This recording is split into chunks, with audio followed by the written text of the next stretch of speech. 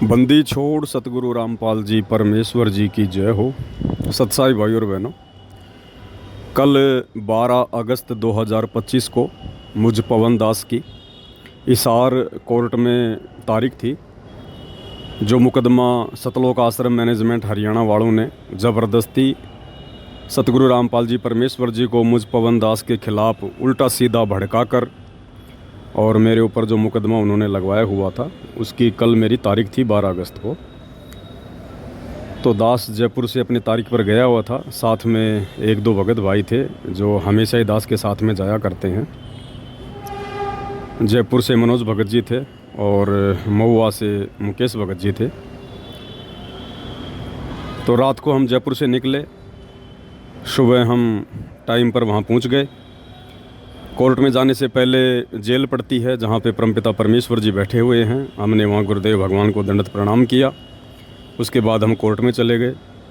10 बजे हम कोर्ट में पहुँच गए और जैसे हम कोर्ट में गए तो हमारा जो वकील है, उसका जो मुंशी है, उसने बताया कि ये जो आश्रम वाले हैं ये तुम्हारे साथ में समझौता करना चाहते हैं, कॉम्प्रोमाइज़ करना चाहते हैं ये।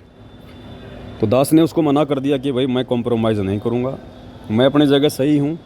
कॉम्प्रोमाइज़ वो करे जिसको अपनी गलती का एहसास हुआ हो, जिसने गलत मुकदमा किया हो, गलत जिसने मेरे ऊपर ये गवाहियाँ दी हों, उन लोगों को आवश्यकता है कॉम्प्रोमाइज़ करने की।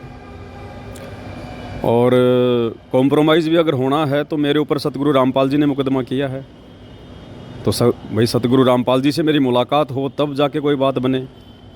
तो दास ने मना कर दिया। मना करने के बाद इनकी आपस में बात हुई होगी, क्योंकि हिसार कोर्ट में जो वकील वगैरह हैं वो सब इन सतलोक आश्रम वालों के ही हैं, झूठ मूठ के भगत भी हैं वो। तो कल जो है गवाही थी जिसमें चांद्राठी जो इनका मीडिया प्रभारी है, जो गवाह है उस मुकदमे में, तो कल उसने मेरे खिलाफ़ उसने गवाहियाँ देनी थी, लेकिन वो गवाही देने से शायद वो बच रहा है कि ये किसी प्रकार से समझौता कर ले ये पवन दास। तो दास ने मना कर दिया। मना कर दिया तो भाई और बहनों, फिर इन्होंने गुंडों की फ़ौज बुला ली। कम से कम 20 भगत इन्होंने बुलाए और उन 20 भगतों का जो मुखिया था वो बसंत सैनी था, गांव गांधरा, जिला रोहतक वाला। हमें इन बातों का नहीं पता था, बाद में पता चला। तो दास को मालूम था कि भाई अब ये लेट करेंगे, जब तक कोर्ट का समय होगा तब तक ये लोग लेट करेंगे। तो हम तीनों भगत भाई वहाँ बैठ गए कोर्ट के सामने और परमात्मा के सुमिरन में ध्यान लगा दिया। 2 घंटे दास ने तो आंखें नहीं खोली, बैठकर बेंच पर परमात्मा का सतनाम का सुमिरन किया। वो भगत भाई भी अपना सुमिरन करने लगे।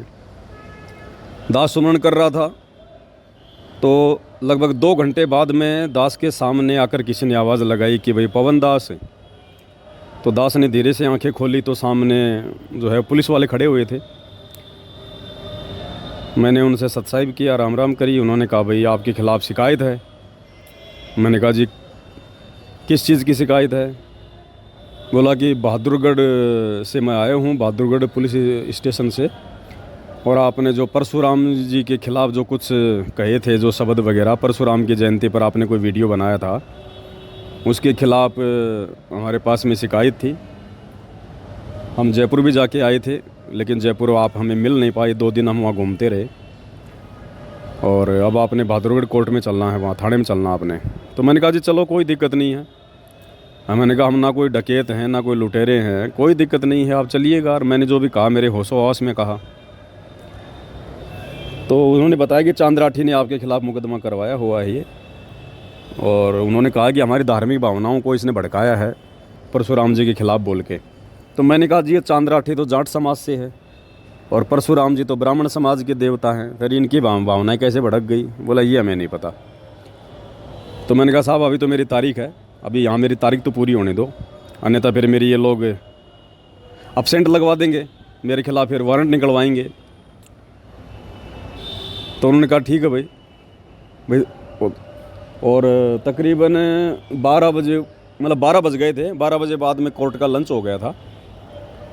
तो उन्होंने कहा कि अब आप ऐसा करो, 1 घंटे की कोर्ट की छुट्टी है, तो तब तक हम कहीं साइड वाइड में बैठ कर लिखा पढ़ी कर लेते हैं। मैंने कहा जी चलो। तो पुलिस वालों के साथ में मैं पवन दास और साथ में दोनों भगत भाई हम कोर्ट से बाहर निकल कर आ गए। एक पेट्रोल पंप था, वहाँ पर उन्होंने अपनी गाड़ी खड़ी कर रखी थी। तो दास ने दोनों भगतों को कहा कि भगत जी आप क्या करोगे, मैं इनके साथ में जाता हूँ और कहीं आसपास में बैठकर ये रिपोर्ट वगैरह लिखेंगे, मैं लिखवा देता हूँ, कोई दिक्कत नहीं, अपन तो भगवान भरोसे हैं, चाहे कहीं ले जाओ, कोई ले जाओ, अपने को तो मर्यादा में है, भक्ति कर रहे हैं तो गुरुजी रक्षक हैं। ये कहकर दास ने उन दोनों भगत भाई बहनों को वहीं छोड़ दिया कि तुम जाओ कोर्ट में वापस, और घंटे भर बाद में हम लोग वापस आएंगे, फिर मेरी तारीख लग जाएगी, फिर मैं तो इनके साथ चला जाऊँगा बहादुरगढ़ थाने में, आप लोग अपना जयपुर चले जाना। बोला ठीक है। तो मैं उन पुलिस वालों के साथ में वहाँ से पेट्रोल पंप से निकला और वहाँ पर तकरीबन ये 20 गुंडे सतलोक आश्रम वाले सारनामी वहाँ खड़े हुए थे, सारा सब कुछ देख रहे थे, वो हमारा पीछा कर रहे थे। और जैसे मैं उन पुलिस वालों के साथ में निकला, पीछे से इन्होंने अपने जो भगत जी थे दोनों, जो वापस कोर्ट की तरफ जा रहे थे, उन्होंने कहा कि सतसाई भगत जी, अब ये भी बेचारे भगत ही थे, अब ये क्या करें बताओ, कोई मालूम थोड़े था इन बातों का कि ऐसे धोखा हो जाएगा।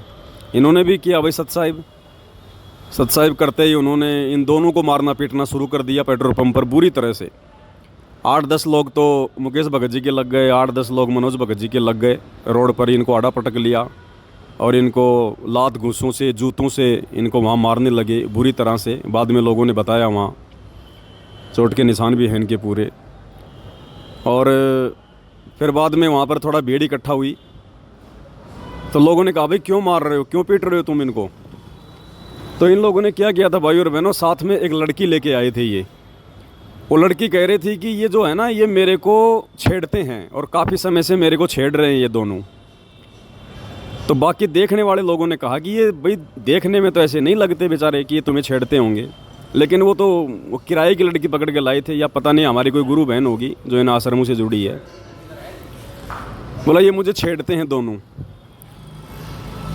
तो फिर इतने में वहाँ पर कोई पुलिस वाला आ जाता है और ये लोग लेके अपनी गाड़ियाँ वहाँ से भाग लेते हैं।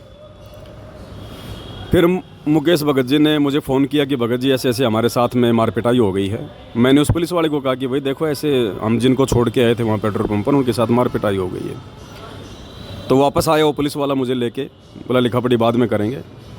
वापस आया तो ये बेचारे लंगड़ाते हुए चल रहे थे। ये वापस भाग गए कोर्ट में डर के मारे कि भाई ये तो नालायक आदमी है, दोबारा मारेंगे ये, इनका कोई दीन धर्म तो है नहीं, खाली नाम है ये भगत और कुछ नहीं है। तो वापस आ गए। फिर इन्होंने सारी राम कहानी बताई कि भगत जी ये पूरा का पूरा जो षड्यंत्र है, ये आपके मर्डर की प्लानिंग थी, ये पूरा षड्यंत्र।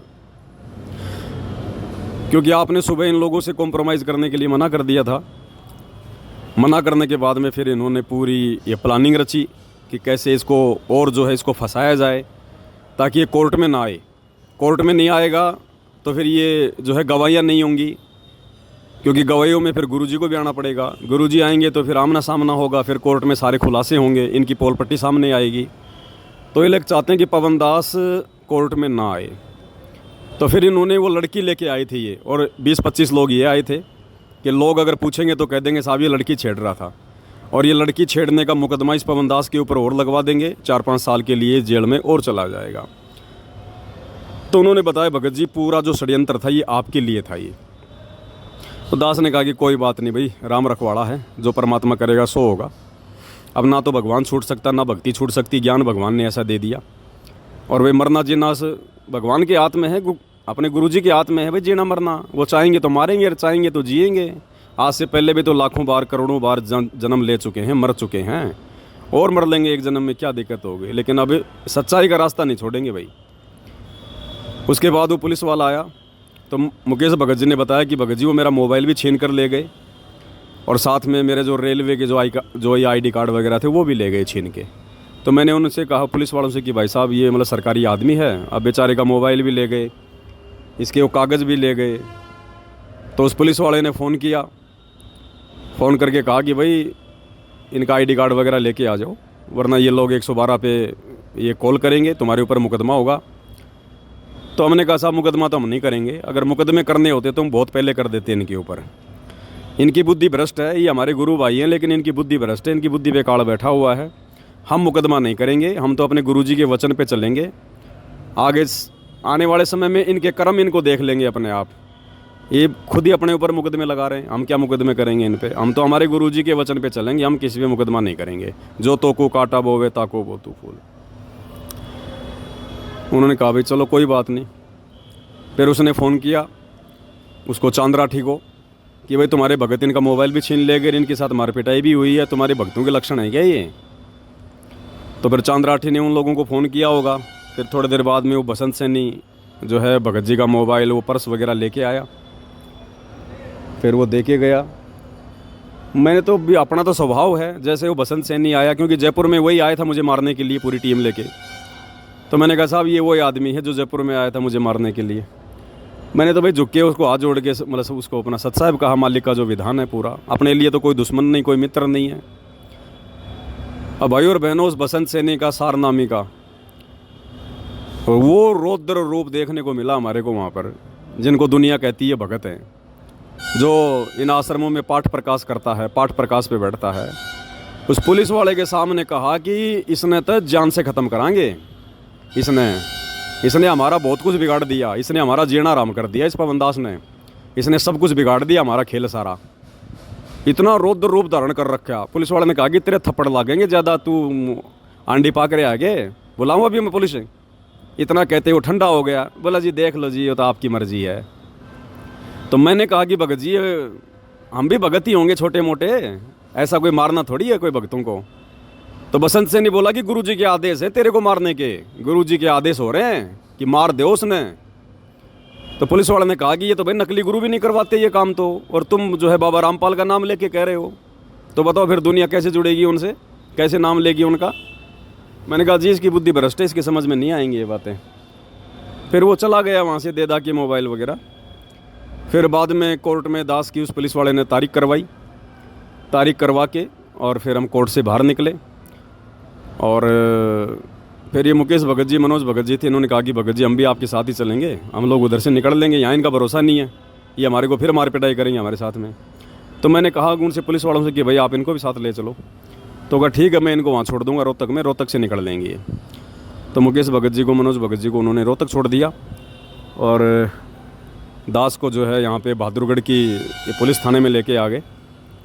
अब हम लोग कोर्ट में जा रहे हैं। अब आगे देखो परमात्मा की मर्जी है भाई और बहनों। वैसे तो इसमें 4 साल की सज़ा है। अब ये कोर्ट में लेके जा रहे हैं। अब आगे अपने गुरुदेव भगवान की रज़ा, उनकी मर्जी परमात्मा की, परमात्मा फ्री करवाएंगे या फिर जेल भेजेंगे, जैसी परमात्मा की मर्जी। हमने तो उनकी रज़ा में राजी रहना है। सुमरन अपना कोई छीन नहीं सकता है। मार पिटाई होती है तो अपने कोई कर्म कट रहे हैं। हर तरीके से अपने दोनों हाथों में लड्डू हैं भाई और बहनों। और बस मेरा तो आप सभी भाई बहनों से यही निवेदन है, यही प्रार्थना है। सत का मार्ग है और इस सत के मार्ग में आने वाले समय में ना जाने कैसी कैसी अग्नि परीक्षाएँ हमें देनी पड़ेंगी, क्योंकि गुरुजी कहते हैं ना बच्चों तुम्हारी अग्नि परीक्षा है। तो ये सत्सयुगों की अग्नि परीक्षा, आश्रम वालों की नहीं है, वो तो आग के आसपास भी नहीं है। तो ये अग्नि परीक्षा हम सत्सयुगों की चल रही है भाई और बहनों। और किसी भाई बहन ने कोई चिंता करने की ज़रूरत नहीं है। अगर चिंता करनी है तो केवल गुरुजी के मंत्र की भक्ति की। देखो भाई और बहनों कैसे परमात्मा खेल खेलता है। गुरुजी पल पल साथ हैं। कल अगर वो पुलिस वाला अगर बहादुरगढ़ कोर्ट से मुझे लेने नहीं आता, जबकि मुकदमा हुए तो काफ़ी टाइम हो गया, वो कल ही क्यों आया? क्योंकि कल इन लोगों ने पूरा षड्यंत्र रचा हुआ था मुझ पवनदास को जान से मारने का। पूरा षड्यंत्र कि जान से नहीं मरेगा तो वो लड़की का मुकदमा लगा देंगे, इसको जेल में डालेंगे। मालिक को पता था कि ये मारेंगे इस बच्चे को। परमात्मा ने उस पुलिस वाले को भेज दिया उधर से, दास का सिक्योरिटी गार्ड बना के उस पुलिस वाले को भेजा भगवान ने। वो मुकदमा भाई और बहनों को ऐसे नहीं लगा, परमात्मा ने दया कर रखी है। अगर कल परमात्मा उस पुलिस वाले को ना भेजते तो भाई और बहनों कल ये इस दास को शायद छोड़ते भी नहीं है लोग। इतना विकराल रूप धारण करके पूरा कोर्ट इन्होंने घेर रखा था। और मालिक ने उस पुलिस वाले को भेजा और अपने गाड़ी में बैठा के मेरे को यहाँ पे बहादुरगढ़ लेके आया। अब ठीक है, आगे की न्याय प्रणाली है, वो क्या करेंगे क्या नहीं करेंगे वो तो मालिक की मौज है, परमात्मा की मर्जी। अपने तो भजन करना, भजन अपना कोई ना कोई जेल में छीन सकता, ना कोई बाहर छीन सकता है। और यही सबसे बड़ा धन है अपना। बाकी ये संघर्ष है भाई और बहनों। भगवान आप और हमारे लिए हमारा भगवान पिछले 10-12 साल से हिसार जेल में बैठा हुआ है। आप और हम नालायक तो क्या संघर्ष कर रहे हैं? कुछ भी नहीं कर रहे भाई और बहनों। हमारा तो अगर शरीर का अंग अंग भी काट दिया जाए मंसूर की तरह तो भी भाई और बहन हम तो कुछ भी परीक्षा नहीं दे रहे, कुछ भी नहीं दे रहे। इसमें तो हमारा भला उल्टा, हमारा भला ही हो रहा है ये उल्टा। तो आप सभी आत्माओं से प्रार्थना है भाई और बहनों, परमात्मा पे दृढ़ विश्वास रखें। किसी भगत को देख के बिल्कुल भी नहीं चलना है। ये ज्ञान आधार का मार्ग है, परमात्मा ने रास्ता सबको दिखा रखा है। बाकी आपस में मिलजुल के रहो, कोई दिक्कत नहीं है। भगवान का मार्ग है, प्यार प्रेम से रहना है। नफरत मुझदास की इन आश्रम वालों से भी नहीं है, क्योंकि हमने अगर नफरत पाड़ ली तो परमात्मा का विधान टूट जाएगा। फिर एक मित्र एक शत्रु है, भूल पड़ी रे प्राण, यम के नगरी जाएगा शब्द हमारा मान। और कबीर खड़ा बाजार में मांगे सबकी खैर, ना कहूँ से दोस्ती ना कहूँ से बैर। ये भले हमें अपना दुश्मन समझ रहे हैं, कोई दिक्कत नहीं है, समझो, मारो पीटो कुछ भी करो, हमारे बाप को नहीं छोड़ा इस लोक में, हमें कौन छोड़ेगा। लेकिन हमने इनको अपना भाई समझना है, अपना मित्र समझना है। हमारे मन में कोई दोष कोई द्वेष इनके प्रति नहीं होना चाहिए, बिल्कुल भूल के भी, नहीं तो फिर हमारा आत्म कल्याण नहीं होगा। और आत्म कल्याण नहीं हुआ फिर क्या फ़ायदा, फिर ये जेल जाने का, मार पिटाई खाने का, ये कष्ट भोगने का, फिर क्या फ़ायदा जब मोक्ष नहीं हुआ। तो जब इतना सब कुछ कर रहे हैं तो आगे भी करेंगे परमात्मा की दया से, भगवान करवाएगा, हिम्मत देगा गुरुजी साथ में तो सब कुछ है भाई और बहनों, कोई दिक्कत नहीं है, मालिक साथ में। बस ये मार्ग ना छोड़ना भाई और बहनों, और कुछ नहीं है। द्वार धनी के पड़े रहो, धक्के धनी के खाओ, सो काल जग जोड़ ही द्वार छोड़ ना जाओ। बस ये छोटा सा संदेशा था। आगे परमात्मा दया करेंगे तो दास आपके सामने उपस्थित होगा मालिक की सेवा में, सतगुरु महिमा में, नहीं तो फिर जेल में करेंगे सतगुरु की महिमा, बैठ के परमात्मा का सुमरण करेंगे। बंदी छोड़ सतगुरु रामपाल जी भगवान की जय हो।